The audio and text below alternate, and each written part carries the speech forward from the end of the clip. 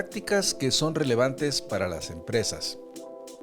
¿Alguna vez te has preguntado cómo una empresa financiera reconocida puede esconder actividades fraudulentas a gran escala, incluso cuando está bajo el escrutinio de inversores y reguladores? ¿Cómo crees que Wirecard pudo mantener su engaño a la vista de todos durante tanto tiempo? Les saluda Armando Peralta en un nuevo episodio de Prácticas Empresariales. Sean bienvenidos. Prácticas Empresariales Podcast.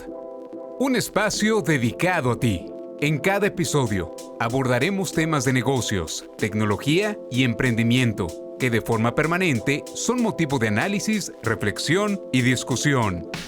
Conectamos con todos aquellos que hoy desarrollan e implementan mejores prácticas empresariales para compartirlas contigo. No olvides que para compartir el conocimiento se requiere de la interacción y de procesos informales de aprendizaje, tales como la conversación, historias y la integración a comunidades. Analizamos cada uno de los temas a la luz de la experiencia y el conocimiento de nuestro conductor e invitados especiales. Esto es Prácticas Empresariales Podcast con Armando Peralta. ¡Comenzamos! Estimados amigos de la audiencia, en este episodio nos abocaremos al gran fraude millonario de la empresa alemana Wirecard, que tiene relativamente poco tiempo que fue descubierto y que tal vez sea poco conocido en nuestro medio. En la plataforma de Netflix podemos encontrar ahora un documental que da referencia de la gran labor que el periodista del Financial Times, Dan McCrum, desarrolló para desenmascarar a los directivos de esta fintech que aparentaban estar al frente de una empresa exitosa. El documental lleva como título Scandal, desmantelando a Wirecard. Asimismo, el mismo periodista recién publicó su libro Money Men, donde plasma toda su investigación del fraude y su enorme lucha que realizó para que se conociera la verdad y que sirvió de base para realizar el documental que les he comentado. Desde luego, Dan McCrum contó con todo el proceso de la investigación, con el apoyo de diferentes personas que estuvieron dispuestas a declarar, ya fuese de forma directa o a través de algún abogado que los representara. Vayamos al tema. Estamos listos y comenzamos. En la era digital, donde las transacciones financieras en línea y las empresas de tecnología financiera, conocidas como fintech, se han vuelto parte integral de nuestras vidas, a menudo nos encontramos maravillados por las historias de éxito fulgurantes y las innovaciones revolucionarias. Pero, ¿qué pasa cuando el relato de éxito esconde un oscuro secreto? Y si la admirada empresa no es más que una fachada para uno de los fraudes financieros más grandes de la historia reciente. Hoy vamos a desentrañar la fascinante y sombría saga de Wirecard, una empresa que en su momento fue vista como la respuesta alemana a PayPal y que terminó siendo una estafa financiera de proporciones épicas. En nuestro recorrido a través de la ascensión y caída de Wirecard, exploraremos cómo esta empresa, admirada y apoyada por muchos, se convirtió en un nombre sinónimo de fraude y engaño. Cómo una empresa de tecnología financiera pudo construir una narrativa tan convincente que atrajo a inversores de todo el mundo e incluso obtuvo el apoyo del gobierno alemán. Y lo más importante, cómo un periodista decidido y audaz logró desenmascarar la verdad y desatar un escándalo que sacudió los cimientos del mundo financiero. Así que si eres un aficionado a las historias de misterios y suspenso, un entusiasta de las finanzas o simplemente alguien que busca entender los entresijos de uno de los mayores escándalos financieros de la última década, este viaje a través de la historia de Wirecard te dejará en el filo de tu asiento. Prepárate para sumergirte en el fascinante y turbio mundo de las estafas financieras en la era digital. ¿Cómo logró Wirecard ascender tan rápidamente en el sector financiero, tecnológico alemán? ¿Y qué papel jugó el gobierno alemán en su éxito? Wirecard, fundada en Alemania en 1999, fue una empresa procesadora de pagos que rápidamente se convirtió en el negocio más grande de la época moderna en Alemania. El gobierno alemán estaba en la búsqueda de una empresa que representara a la nación en tiempos modernos. Mientras que empresas de TI como Google y Facebook ya estaban establecidas, Alemania aún tenía nombres del pasado como Siemens, Daimler, BMW, por mencionar algunos. Wirecard apareció como la alternativa ideal en la parte de tecnología financiera. Con una ascensión meteórica, la empresa superó inclusive al Deutsche Bank en valor total, alcanzando una cifra global de más de 20,000 millones de euros. Además, al abrirse al mercado de acciones, Wirecard tuvo un enorme éxito y el gobierno alemán estaba inmensamente orgulloso de sus nuevos gigantes fintech. La compañía incluso lanzó sus tarjetas de prepago en el mercado estadounidense y fue incluida en el índice DAX, que alberga las 40 empresas más grandes en la bolsa de valores alemana. El éxito de la compañía fue tal que incluso la canciller alemana, ya en retiro, Angela Merkel, intervino personalmente para facilitar la adquisición de una empresa china por parte de Wirecard. ¿Por qué Wirecard fue considerada como el desafío de Alemania a Silicon Valley? ¿Y qué implicaciones tuvo este apoyo institucional para la compañía a pesar de las señales de advertencia? Según algunos especialistas, Wirecard fue vista como el desafío de Alemania a Silicon Valley y su entrada en la era digital. Las instituciones alemanas apoyaron a la compañía a pesar de las señales de advertencia debido a su importancia percibida para la economía y la imagen tecnológica del país. ¿Cómo comenzó Dan McCrum, reportero del Financial Times, a sospechar de las prácticas de Wirecard y qué descubrió en sus primeras investigaciones? Las cosas empezaron a ir mal para la empresa cuando un reportero del Financial Times en Londres, Dan McCrum, comenzó a investigar con detenimiento afirmaciones de Wirecard. McCrum sospechó que la empresa estaba adquiriendo más clientes comprando empresas más pequeñas en Asia, lo que parecía una práctica dudosa para una empresa de su tamaño. Además, encontró indicios de que la empresa estaba esencialmente lavando dinero.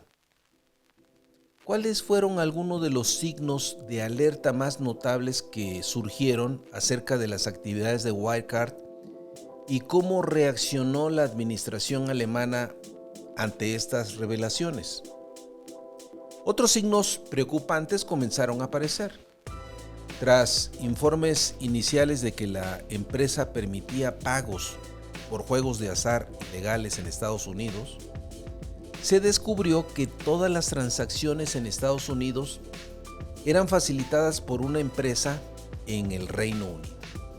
Además, la dirección mencionada para esta empresa resultó ser una casa de una familia en el campo inglés. A pesar de todos estos hallazgos preocupantes, la administración alemana decidió ponerse del lado de Wirecard e hizo ilegal la venta en corto de las acciones de Wirecard. Además, los periodistas Dan McCrum y Estefanía Palma, quienes habían cubierto el caso, se convirtieron en blanco de acusaciones. ¿Qué papel jugó Jan Marsalek, el CEO de Wirecard, en la empresa, y cómo pudo haber influido en las críticas hacia Wirecard? Jan Marsalek fue el CEO de Wirecard durante el mismo periodo que Marcus Brown estuvo involucrado con la empresa, pero había mucho más en Marsalek que simplemente esa identidad. El hombre tenía conexiones fuertes con una serie de individuos de alto perfil y a veces se involucraba directamente con los críticos de la empresa. Algunos creen que fue Marsalek quien estuvo dirigiendo las operaciones de espionaje contra McCrum y el Financial Times. ¿Cómo se reveló finalmente el fraude en Wirecard y qué se descubrió acerca de sus prácticas comerciales y financieras durante las auditorías? Finalmente se descubrió que Wirecard había sido básicamente un programa de lavado de dinero para bandas alemanas y personas físicas, y las empresas que mencionaba como socios no existían realmente, o al menos no existían en la capacidad que se afirmaba. Se descubrió que retenían los datos del usuario recogidos de las tarjetas y evitaban regularmente las auditorías y regulaciones. La auditoría externa realizada por KPMG fue el golpe final para Wirecard. Los auditores encontraron una alarmante discrepancia. Faltaban nada más y nada menos que 1.900 millones de euros en los registros. Los dos bancos en Filipinas, donde Wirecard afirmaba haber almacenado el dinero, negaron tener cualquier relación comercial con Wirecard. Todos los documentos relacionados con este dinero resultaron ser falsos y falsificados, y ya no se pudo salvar a Wirecard. En poco tiempo, los precios de las acciones cayeron de 104.5 euros a 1.28 euros. ¿Cuál fue el papel de Dan McCrum en la revelación del fraude de Wirecard? ¿Cómo se ha contado su historia en el documental? ¿Qué ha sucedido con los principales actores involucrados en el fraude desde que se descubrió? Dan McCrum desempeñó indudablemente un papel crucial en la revelación del fraude. Fue premiado con el mayor galardón al periodismo de investigación en Alemania y se adaptó un documental a partir de su libro sobre el caso. Este documental trae a la luz el escandaloso caso de Wirecard, y recopilando todas las piezas de información y aspectos para dar una visión compacta de él. Marcus Brown, quien fungía como CEO de la empresa, fue arrestado poco después de renunciar a Wirecard, mientras que Jan Marsalek logró evadir la justicia, posiblemente utilizando sus influencias de servicio secreto. Generalmente así pasa con los malosos, ¿no? El escándalo de Wirecard no pudo ser completamente entendido sin el relato de Marsalek. Él es el principal sospechoso del fraude. Supuestamente, Marsalek voló a Filipinas para rastrear el dinero, pero nunca se encontró y se descubrió que los registros de inmigración de Filipinas habían sido falsificados. Se sabe que Marsalek tiene al menos 8 pasaportes. Se especula que tal vez se encuentra en Rusia en virtud de las conexiones que tenía con operaciones de inteligencia de aquel país. En definitiva, la historia de Wirecard es un ejemplo de cómo el rápido ascenso de una empresa tecnológica puede ocultar prácticas empresariales fraudulentas y cómo los intentos por proteger la imagen de una compañía de renombre puede llevar a ignorar señales de alarma fundamentales. Destacar que no fueron los reguladores ni los auditores quienes finalmente llevaron a la caída de Wirecard, sino un periodista y sus editores en Londres.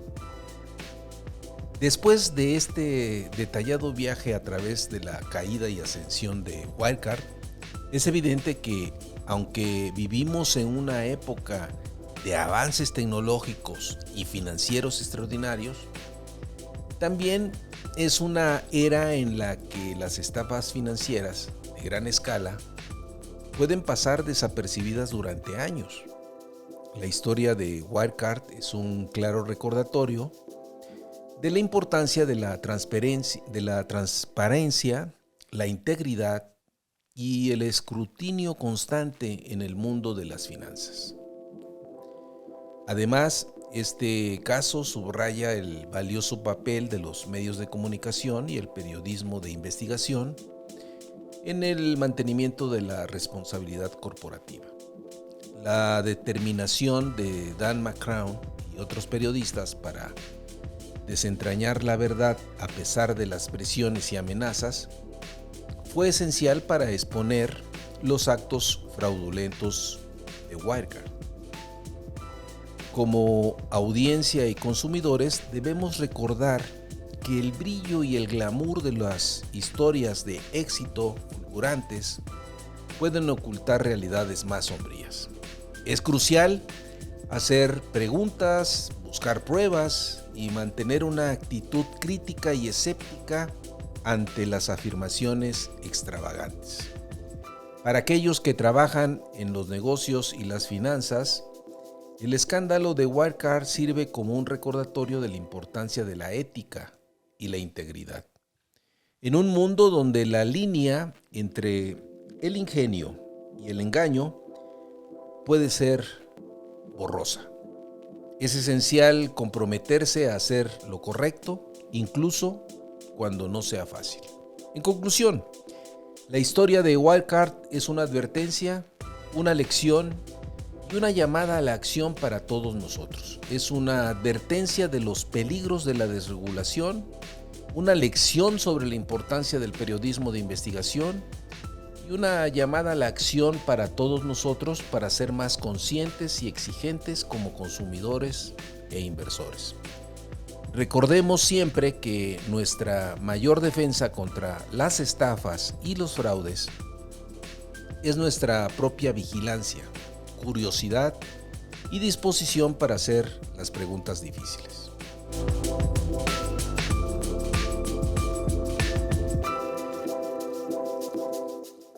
Finalmente, amigos de la audiencia, soy Armando Peralta y no olviden, si tienen interés en enviarnos algún mensaje, lo pueden hacer en la siguiente cuenta de correo: practicasempresarialespodcast@gmail.com, o bien, si les ha gustado este podcast, hagan clic en seguir.